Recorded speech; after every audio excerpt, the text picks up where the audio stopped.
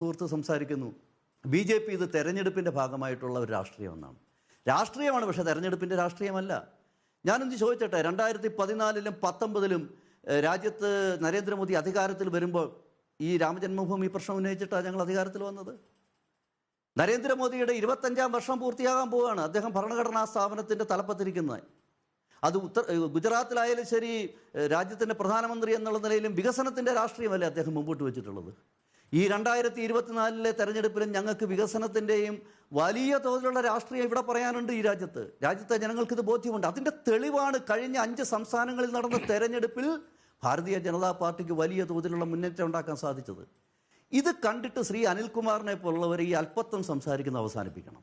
നിങ്ങൾക്ക് കേരളത്തിൻ്റെ രാഷ്ട്രീയം ആർക്കും അറിയാം. 2016-ലും അതിനുശേഷം 2021-ലും ശ്രീ പിണറായി വിജയൻ അധികാരത്തിൽ വരുമ്പോൾ വളരെ കൃത്യമായി കേരളത്തിലെ ഒരു മതവിഭാഗത്തെ പീഡിപ്പിച്ചുകൊണ്ടാണെന്നുള്ളത് കേരളത്തിൽ അരിയാഹാരം കഴിക്കുന്ന എല്ലാവർക്കും അറിഞ്ഞുകൂടെ? അവരെ പിണക്കാൻ നിങ്ങൾക്ക് സാധിക്കുന്നില്ലെങ്കിൽ എന്തിനു വേണ്ടിയിട്ടാണ് ഈ രാജ്യം മുഴുവൻ, ലോകം മുഴുവൻ ഉറ്റുനോക്കുന്ന ഈ മഹാമുഹൂർത്തത്തെ 22-ാം തീയതി 12 മണിക്ക് ശേഷം നടക്കുന്ന ഈ പ്രാണപ്രതിഷ്ഠ എന്ന് പറയുന്ന ഈ ഒരു മഹത്തായ മുഹൂർത്തത്തെ നിങ്ങൾ എന്തിനു അവഹേളിക്കണം? താൽക്കാലികമായ വോട്ട് ബാങ്ക് രാഷ്ട്രീയം കേരളത്തിൽ ലക്ഷ്യം വെച്ചിട്ടല്ലേ ഈ LDF-ഉം UDF-ഉം പ്രത്യേകിച്ച് കോൺഗ്രസും CPM-ഉം ഈ നിലപാടെടുക്കുന്നത്? നിലപാട് നിങ്ങളൊന്ന് ആലോചിച്ചു. പൊളിച്ചെടുത്ത് രാമക്ഷേത്രം നിർമ്മിക്കണം, അതിന് കോമ്പൻസേഷൻ എന്ന രീതിയിൽ പള്ളി നിർമ്മിക്കേണ്ടത് തൊട്ടടുത്ത് 5 ഏക്കറിലാണെന്ന് പറഞ്ഞു. ആ പള്ളിക്ക് ആദ്യത്തെ പേരിട്ടു, മജ്ലിസി അയോധ്യ എന്നായിരുന്നു ആദ്യത്തെ പേര്. പിന്നീട് മുഹമ്മദ് ബിൻ അബ്ദുള്ള മോസ്ക് എന്നാക്കി മാറ്റി. ആ പള്ളിയുടെ നിർമ്മാണം എവിടം വരെ എത്തി?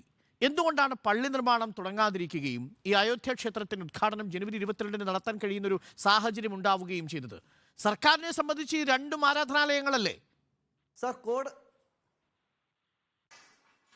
ഇത് നമ്മൾ ആദ്യം മനസ്സിലാക്കട്ടെ. എന്തായിരുന്നു കോടതി വിധി? കോടതി വിധി പറഞ്ഞത് ഗവൺമെൻറ്റിന് ഒരൊറ്റ ജോലിയേ ഉള്ളൂ, ഒറ്റ ഡ്യൂട്ടിയാണ്. ആ ഡ്യൂട്ടി എന്ന് പറയുന്നത് പള്ളിക്കും അമ്പലത്തിനും 2 നിർമ്മാണ കമ്മിറ്റിയെ രൂപീകരിക്കുക എന്നുള്ള ഒരൊറ്റ ജോലിയേ ഗവൺമെൻറ്റിനുണ്ടായിരുന്നുള്ളൂ. ബാക്കി ജോലി പൂർത്തീകരിക്കേണ്ടത് നിർമ്മാണ കമ്മിറ്റിയാണ്. ഇവിടെ തെറ്റിദ്ധരിക്കപ്പെടുന്ന വിഷയം ഇതാണ്. കേന്ദ്ര ഗവൺമെൻറ്റിന് രാമക്ഷേത്ര നിർമ്മാണവുമായി നേരിട്ടൊരു ബന്ധവുമില്ല. അവിടെ ഒരു നിർമ്മാണ കമ്മിറ്റിയുണ്ട്, പള്ളിക്കൊരു നിർമ്മാണ കമ്മിറ്റിയുണ്ട്.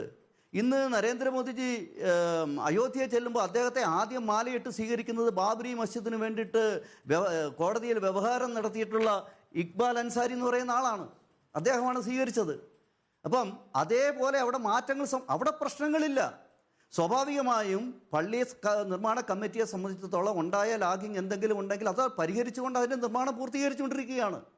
ഞാൻ ഈ സൂചിപ്പിച്ച വേൾഡിൻ്റെ ഡെസ്റ്റിനേഷനായിട്ട് ഇത് മാറുമ്പോൾ ഈ പറയുന്ന പള്ളി പോലും ഇതിന്റെ പരിസരത്താണ് വരുന്നത്. 3 ജില്ലകൾ ചേർത്തിട്ടാണ് ഈ വലിയ പ്രോജക്റ്റ് അവിടെ നടപ്പിലാക്കാൻ പോകുന്നത്. പക്ഷേ അപ്പോഴും ഇവിടെ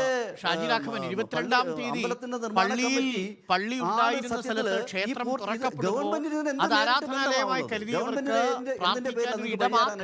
ഉണ്ടാവുന്നില്ല എന്നുള്ളതാണ് നേരത്തെ മതരാഷ്ട്രം എന്ന സങ്കല്പത്തെ കുറിച്ച് അനിൽകുമാർ പറയുന്നത്.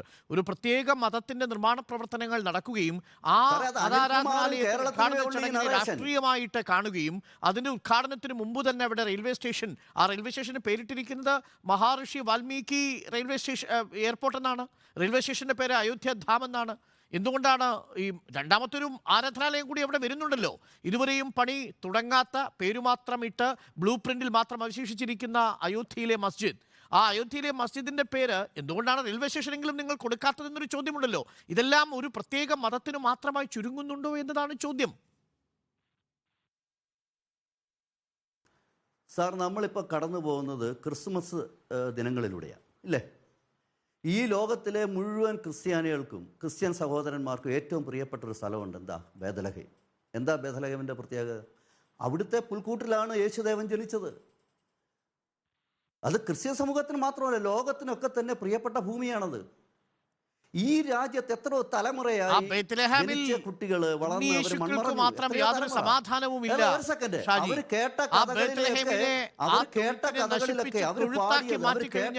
കാലഘട്ടത്തിൽ കൂടിയാണ് നമ്മൾ ഇന്ന് ജീവിക്കുന്നത് ഷാജി രാഘവൻ. അതുകൊണ്ട് ബേത്ലഹേമിനെ കുറിച്ച് നമ്മൾ പറയുമ്പോൾ അവിടെ നടക്കുന്ന സംഘർഷങ്ങളെ കുറിച്ച് കൂടി നമ്മൾ പറയാൻ ബാധ്യസ്ഥരാകേണ്ടി വരും. നമുക്ക് അതിലേക്ക് പോയിട്ട് കാര്യമില്ല. പക്ഷേ ചോദ്യം ഇതാണ്, രാമൻ ജനിച്ച സ്ഥലം എന്ന രീതിയിലല്ല അയോധ്യയ്ക്ക്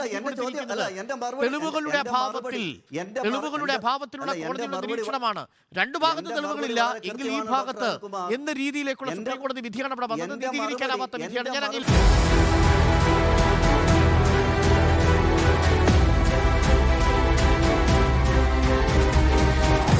Debate with Arun Kumar.